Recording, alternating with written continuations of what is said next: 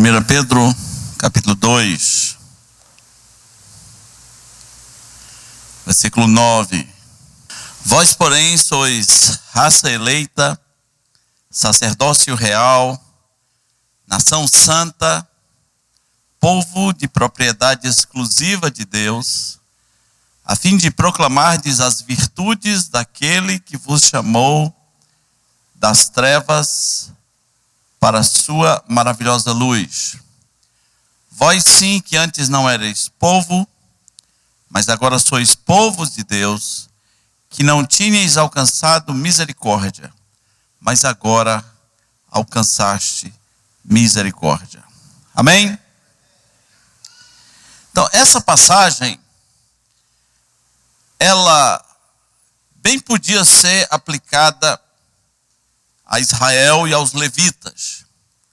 Mas quando chegamos no versículo 10, vemos que não é uma exclusividade de Israel, nem dos levitas, embora Pedro tenha esses propósitos, de falar aos judeus da dispersão, mas também falar para outros povos.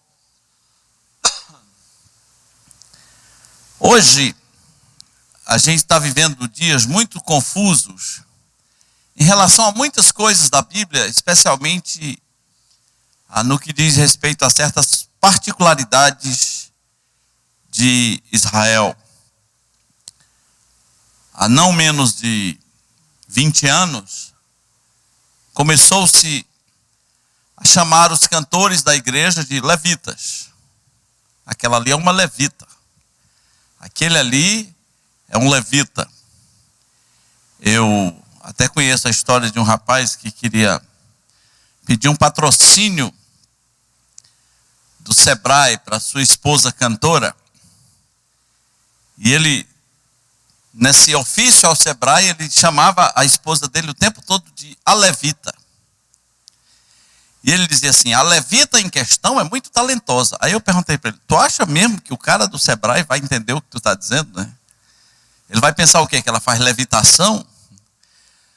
Essa história de chamar os cantores da igreja de levitas, eu sei bem aonde começou, eu estava quase presente. Aonde começou, eu vi a propagação do projeto. E a intenção não era má, era fazer um parâmetro entre os cantores que Davi tinha organizado e como se devia ter um parâmetro de organização de grupos de louvor hoje. Mas aí a coisa foi para outros rumos completamente diferentes. Existe uma diferença entre levitas e levitas cantores. Os levitas, em geral, não eram cantores, eles eram treinados para o sacerdócio. Os levitas cantores foram um grupo organizado por Davi, um coral liderado por Asaf, de 600 vozes. Eu gostaria de ter ouvido, né? Imagina quando a arca entrou, né? 600 vozes treinadas, e a Bíblia diz o nome das vozes que eles faziam, né? Mas eles não são os levitas, eles são os levitas cantores, são um grupo treinado dentro dos levitas. Os levitas mesmos, em geral, os milhares e milhares e milhares e milhares e milhares e milhares de levitas, tinham a ver com o sacerdócio, com os serviços do tabernáculo. Porém, eu queria que você pensasse sobre alguns estágios que os levitas sofreram para o bem na Bíblia e como isso, por aplicação, poderia ser ilustrado em nossas vidas, até para que a gente saiba em que estágio nós estamos, porque hoje eu quero compartilhar com você sobre um nível mais avançado de levitas. Os batistas criaram, ao longo da história, uma coisa chamada os distintivos batistas. O que faz com que os batistas sejam diferentes de praticamente todos os outros, ou com exceção de alguns que têm essa doutrina, mas têm outros nomes? Um desses distintivos chama-se o sacerdócio do crente.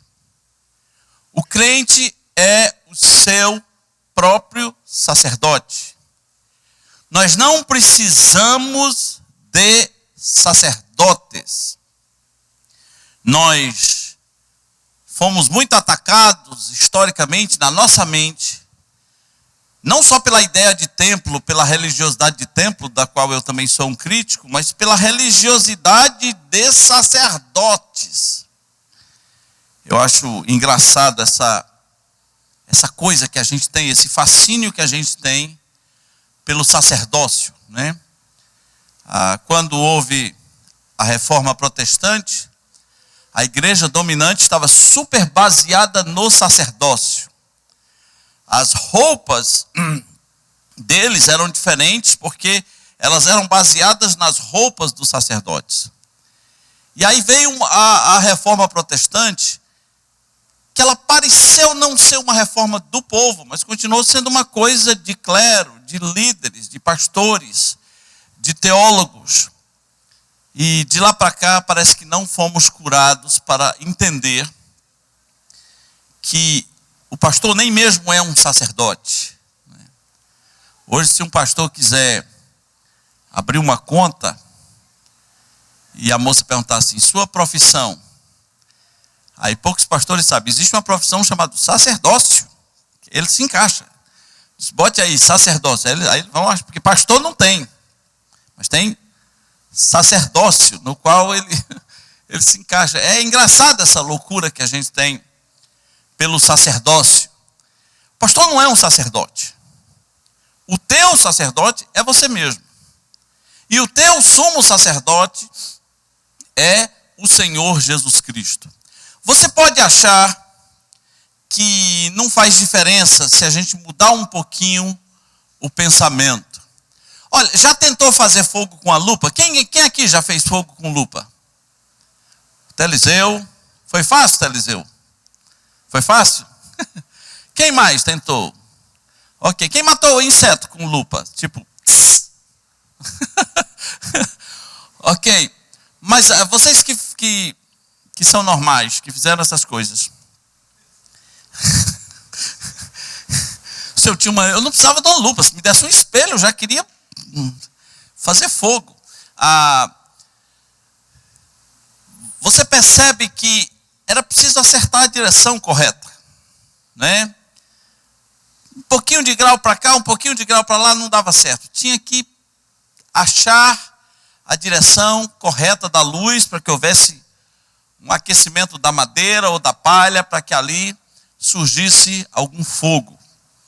O pensamento cristão é mais ou menos a mesma coisa. Você pensa que um pouquinho não faz diferença? Faz. Por exemplo, se você achar que eu sou um sacerdote, o resto é o quê? Essa pessoa que está aí do teu lado é o quê? É nada. Porque existe o sacerdote. Você já percebeu como alguns irmãos oram domingo de manhã? Domingo de manhã a gente tem uma escola dominical, né? Quantas salas? 100 salas, né? Quantos professores? 100 professores. Mas de repente alguém ora dizendo assim, Senhor, abençoe o pastor que vai trazer a tua palavra. Você já ouviu isso? Abençoe o pastor. E o resto é o quê? Você percebe?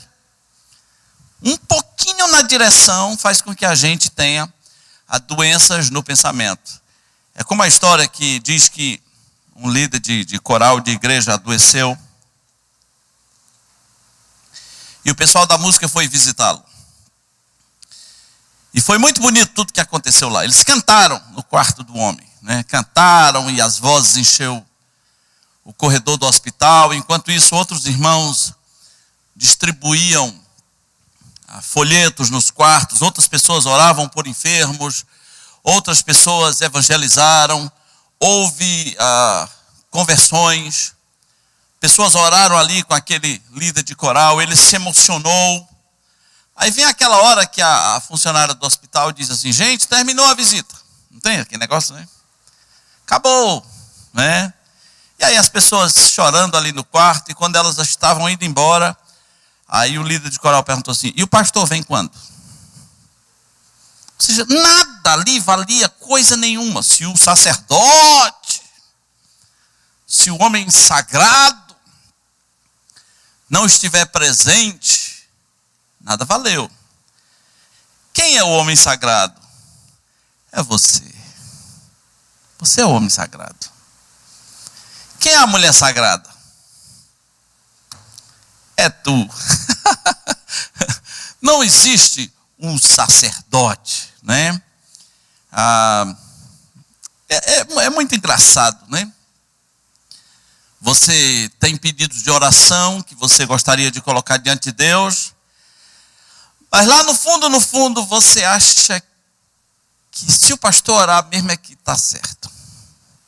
Se o pastor orar por você, aí tá bom. É como se alguma coisa dentro de você dissesse que você é inferior.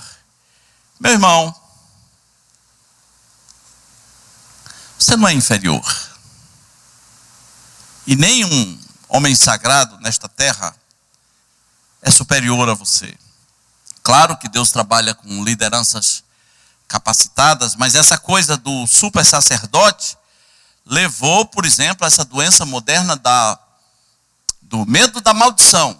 Já prestou atenção quanta gente nessa cidade tem medo de maldição? Já prestou atenção? Quantos líderes estão pintando e bordando, e a única coisa que as pessoas sabem dizer: não podemos tocar no ungido do Senhor.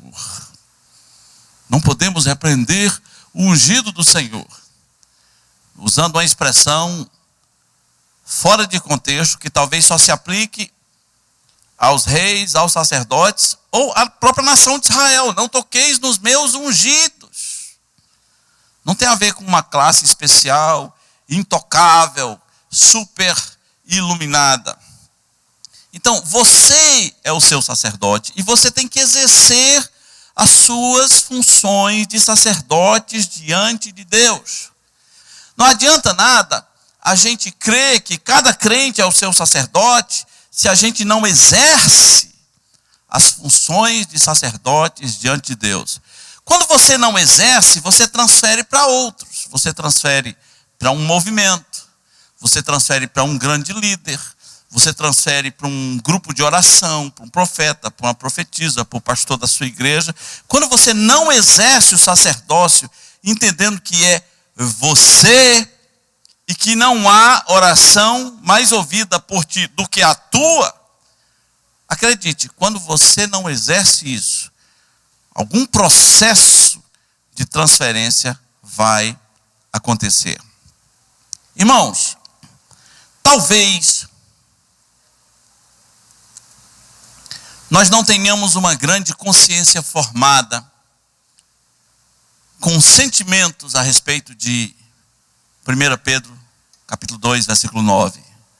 Vós, porém, sois a raça eleita, o sacerdócio real, a nação santa, povo de propriedade exclusiva de Deus.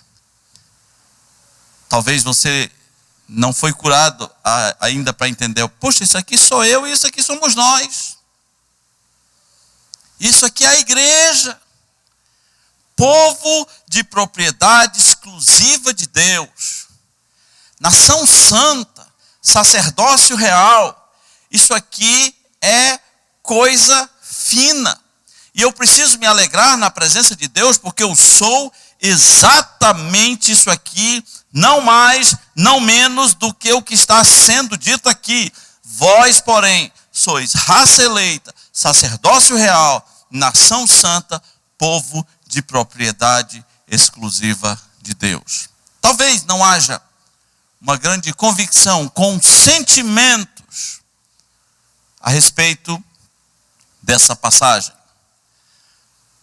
Mas também talvez não haja uma grande consciência de progresso na fé em relação a isso.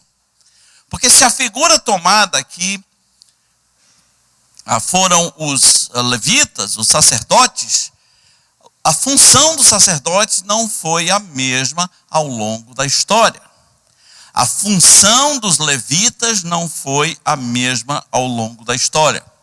Deixa eu lhe dar 3 momentos dos levitas na história.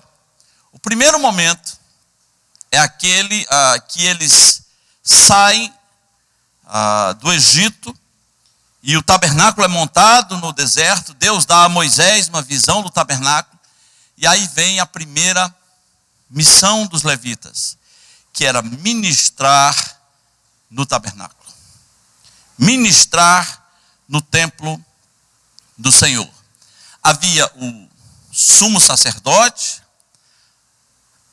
aquele que era o único que podia entrar no Santo dos Santos uma vez por ano. Havia os sacerdotes que oficiavam no altar. E havia 3 famílias de levitas, a família de Gerson, a família de Coate, a família de Merari. As tarefas deles estão todas em Números 4. Cada um deles era responsável por uma área voltada para o tabernáculo. Tinha uns que cuidavam da armação, tinha outros que cuidavam dos móveis, né? Tinha outros que cuidavam de coisas mais específicas. A Bíblia nos conta em Número 16 que um homem chamado Coré, da família dos coatitas, um dia ele se revoltou porque ele teve inveja de Moisés. O que ele pensou assim? Quem esse Moisés pensa que é? Deus só fala através dele? Não, está errado. E ele foi tomado de tanta inveja que ele desvalorizou quem ele era. Ele era daquele grupo chamado para cuidar dos móveis do tabernáculo. Dos móveis do tabernáculo. Irmãos, já pensou quanto mistério existe no mundo a respeito da Arca da Aliança? Né? Há até quem diga que está na Etiópia, numa ilhazinha lá muito específica, que tem um homem sagrado, ele está vivo, que ele é o guardião. Se essa história é verdadeira ou não, não sei, mas essas pessoas existem. Tem um homem sagrado lá, que é o guardião da Arca da Aliança. E existe a crença que se você chegar diante da Arca da Aliança e não tiver com o coração puro, você morre. Naqueles dias, Nadab e Abiú foram além do véu, talvez, e fogo do Senhor os consumiu, como se eles fossem queimados por dentro. Foram incendiados por dentro, morreram queimados na presença do Senhor. O tabernáculo era muito bonito, extremamente bonito. Quando você entrava, tinha um altar de bronze chamado o altar das ofertas queimadas. Aquele das pontas do altar que as pessoas pegaram, clamando por misericórdia. Depois tinha uma pia de bronze, onde se lavava as mãos. O tabernáculo era dividido em 2 partes. Fora o átrio, havia um lugar maior chamado lugar santo. E depois tinha o santo dos santos. Dentro do lugar santo, ao entrar, você via o altar de incenso, você via a mesa dos pães da proposição, e acho que à esquerda você via o tabernáculo de ouro, com suas lamparinas, não é? Acesas. Imagine o efeito naquelas cortinas coloridas do tabernáculo à noite, porque a ordem era que deveria haver fogo sempre, constantemente. Depois tinha o véu, e pelo menos no de Salomão, um véu vermelho, e você entrava no Santo dos Santos, havia a Arca da Aliança, de ouro, muito ouro, uma riqueza incomparável, só naquele móvel. Havia uma tampa chamada propiciatório, toda de ouro. Haviam 2 querubins enormes, com asas enormes, um de frente para o outro, tocando um no outro, as suas asas tocando um no outro, de ouro. Ninguém jamais viu essas coisas. Essas tribos guardavam esses móveis. E o cara estava com inveja de Moisés. Irmãos, nós às vezes não valorizamos o que somos. Nós não valorizamos o que somos. Criamos a elite dos super sacerdotes e achamos que é isso mesmo. Quem tem que ganhar almas na igreja? Quem tem que ganhar? O sacerdote, não é? Inclusive ele devia pregar mensagem evangelística todo domingo para eu trazer meus amigos, para meus amigos ouvir o evangelho pregado por quem? Por ele, para que talvez meus amigos se convertam. Querido, nem de longe isso é a proposta de Deus. Quem tem que evangelizar seus amigos? Adivinha? Né? Quem tem que evangelizar os amigos dessa pessoa que está aí do seu lado? Adivinha? Quem é que tem que evangelizar? Quem é? Os amigos da pessoa que está do seu lado. Quem tem que evangelizar eles? É quem? É ele? Não é o sacerdote? Não. Que visão mais pobre. Que visão mais pobre. Alguém nos convenceu de que a gente se reúne domingo à noite para evangelizar. Não é? Alguém nos convenceu. Em algum momento da história, fomos convencidos. Deixa eu lhe dizer o seguinte. A ideia bíblica é assim. A gente se reúne para evangelizar. Desculpa, a gente se reúne para se edificar. E a gente se espalha para evangelizar. Já imaginou se a igreja vivesse essa pureza? Toda vez que a gente se espalhasse, fosse para evangelizar. Se você entendesse que o responsável por evangelizar seus amigos é você. Mas alguém botou na sua cabeça, não, é o pastor. É o pastor. Eu me lembro de um irmão que trouxe um visitante para a igreja. E ele chegou muito ansioso, veio correndo, ele trouxe um visitante. Aí ele chegou para mim quinta-feira. Ele bateu no meu ombro e falou, pastor, canta aí o hino 259 e prega uma mensagem evangelística, porque o meu amigo está aí. A pergunta é, se o seu amigo é tão importante, por que você nunca falou de Jesus para ele? Quem tem mais poder ao falar de Jesus para o seu amigo? Eu ou você? Quem tem mais poder? Nem eu, nem você. Nem eu, nem você. O poder vem de onde? Hã? O poder vem de onde? É de Deus. Aí a gente acha que o poder está numa pessoa. Que pobreza. Que pobreza. Então aquele Coré, ele pensou, eu não sou ninguém. Eu vejo aqui o tabernáculo, eu vejo a arca do Senhor.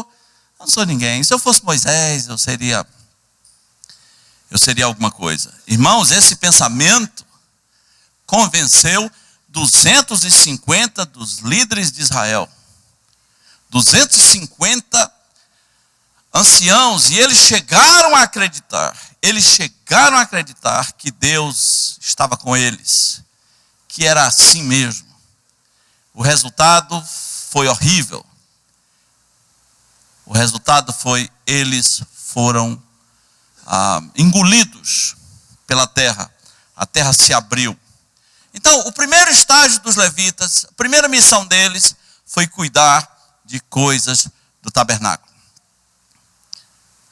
O tabernáculo.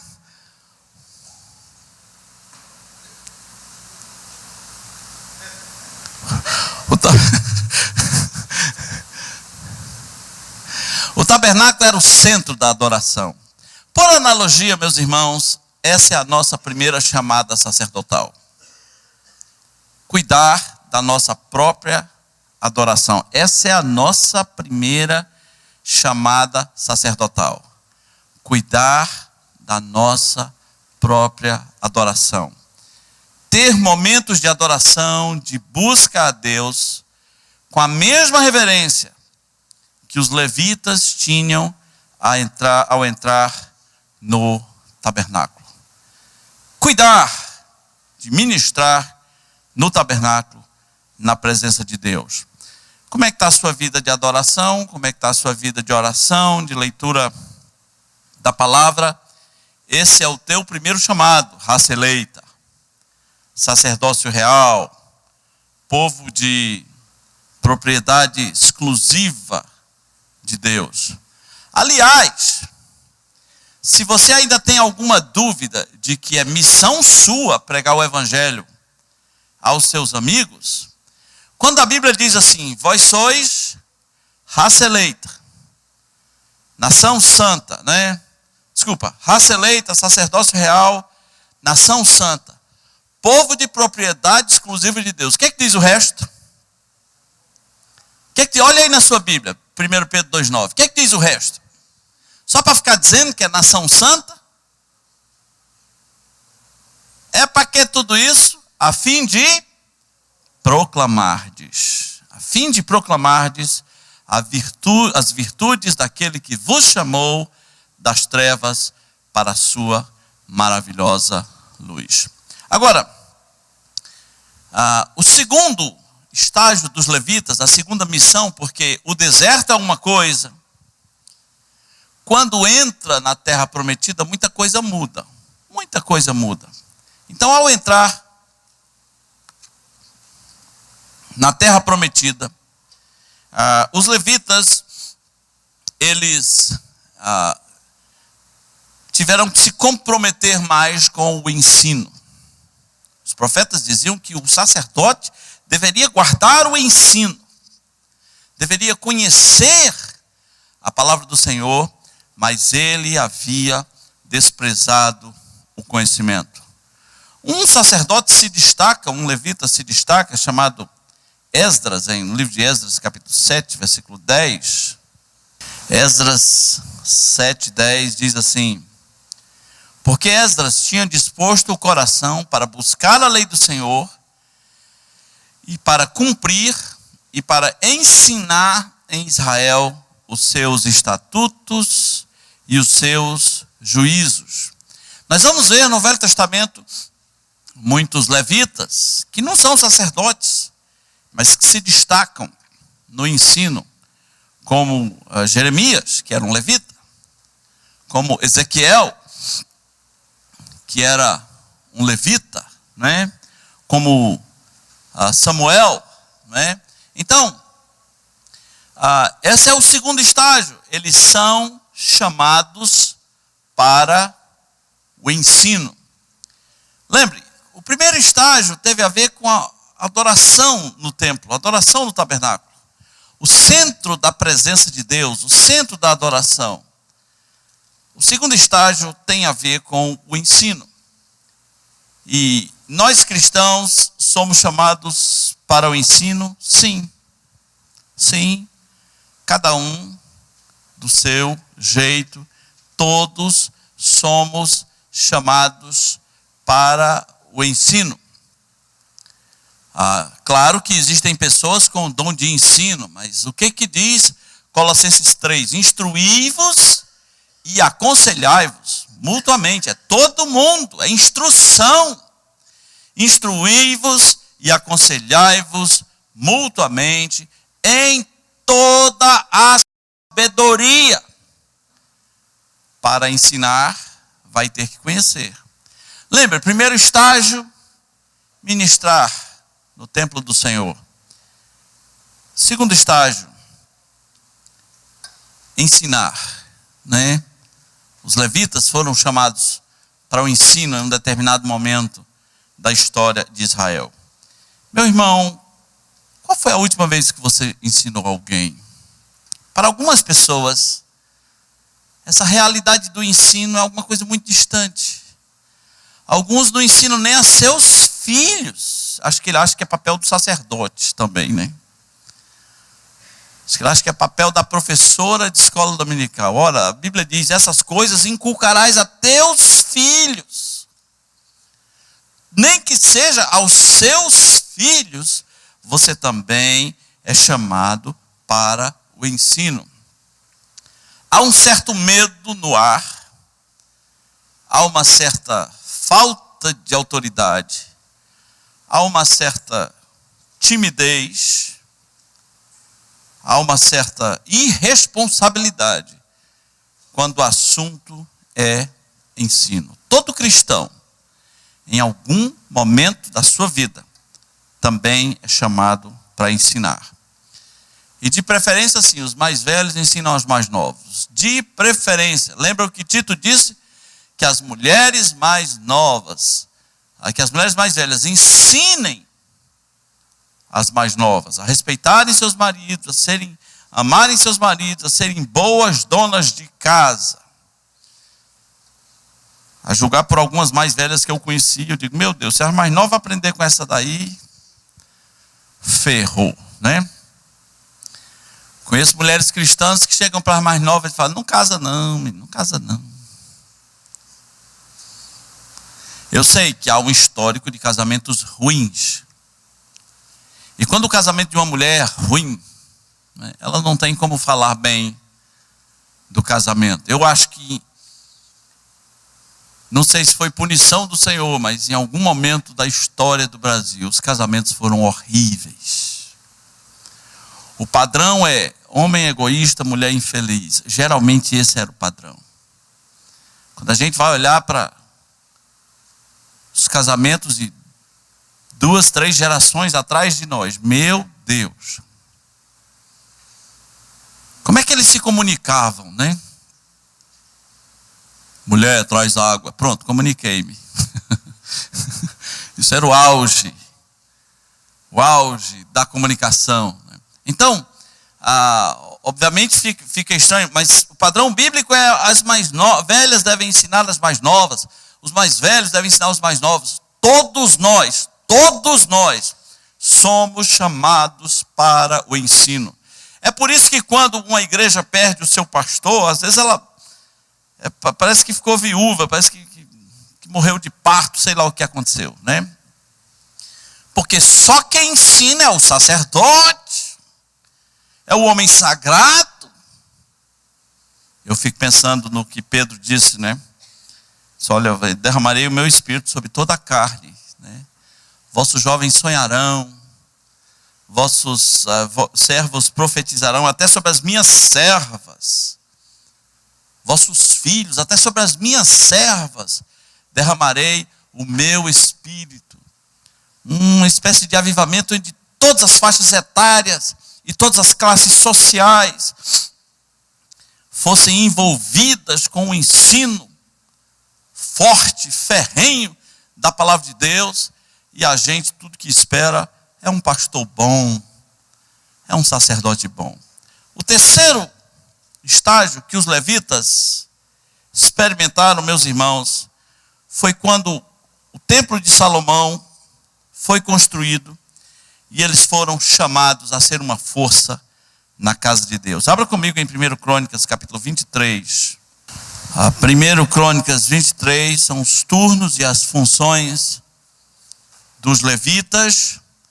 A partir do versículo 24, diz assim: são estes os filhos de Levi, segundo as suas famílias, e chefes delas, segundo foram contados nominalmente um por um, encarregados de quê? Olha que frase bonita. Encarregados de quê? Do ministério da casa do Senhor, de 20 anos para cima. Os outros estavam sendo treinados, tá?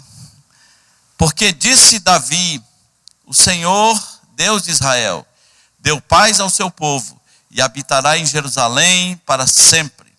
Assim os levitas já não precisarão lavar o tabernáculo e nenhum dos utensílios para o seu ministério, porque segundo as últimas palavras de Davi, foram contados os filhos de Levi de 20 anos para cima. O cargo deles era assistir os filhos de Arão, assistir no sentido de atender, tá? De auxiliar, de dar assistência no ministério da casa do Senhor, nos átrios, nas câmaras, na purificação de todas as coisas sagradas e na obra do ministério da casa de Deus, a saber, os pães da proposição, a flor de farinha para a oferta de manjares, os coscorões. Alguém sabe o que é um coscorão? Não acredito, gente. Um coscorão. Vocês, hein? É o quê, menina? É um pão. Um coscorão é um pão. Tem um coscorão francês. Os coscorões... Deu fome agora aqui.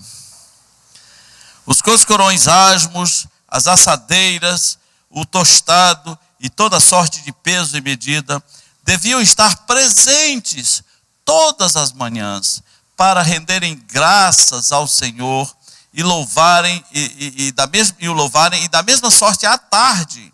E para cada oferecimento dos holocaustos do Senhor nos sábados, nas festas das lua nova e nas festas fixas perante o Senhor, segundo o número determinado, e para que tivessem a seu cargo a tenda da congregação e o santuário, e atendessem aos filhos de Arão, seus irmãos, no ministério da casa do Senhor. Então, essa é uma nova fase, né? Novos serviços virão, até mesmo porque Salomão é exagerado. Se o tabernáculo tem uma pia de bronze, Salomão tem 9 pias de bronze. Tudo dele é absurdamente exagerado. Há muito serviço para fazer e esperava-se que os levitas fizessem isso, de manhã e de tarde. Você pensa assim, mas não era estressante? Não, porque eram muitos. Então tinha os turnos, né? Tinha os turnos organizados, tinha uma escala organizada. Mas pense nesses 3 momentos. Num primeiro momento, o centro da adoração, do tabernáculo. Num segundo momento, o ensino. Num terceiro momento, ser uma força na casa de Deus. Ser realmente baluarte na casa de Deus, fazendo coisas simples, cuidar de coscorão, né? Cuidar das bacias, cuidar de tirar cinzas. Outros louvando, como os levitas cantores, mas todo mundo sendo uma força na casa de Deus. Queridos, você não é levita e eu não sou sacerdote. Mas Deus não espera menos de nós. Ele espera que nós tenhamos uma vida de adoração na sua presença, como se houvesse um tabernáculo diante de nós. Ele espera que cada um de nós queira viver uma vida de ensino, instruí-vos e aconselhai-vos. É todo mundo. Tem que instruir uns aos outros. Para de esperar pelo homem sagrado, né? Instruí-vos e aconselhai-vos. E Deus também espera que nós sejamos uma força na casa de Deus. Sempre. 1 Pedro 4,10 diz que aquele que serve, faça no poder de Deus. Faça na força que Deus supre, para que em todas as coisas Deus seja glorificado. Amém? Nosso Deus, te louvamos porque o Senhor usa personagens, tipos, pessoas, para nos ensinar com profundidade, Senhor. Tua palavra nos diz que tudo quanto outrora foi escrito, para o nosso ensino foi escrito. E nós te pedimos que esses momentos de mudança na vida dos levitas sejam também os momentos de mudança nas nossas vidas. Que essas áreas da adoração, do ensino e do serviço sejam valorizadas por nós ao extremo. Pedimos em nome de Jesus. Amém.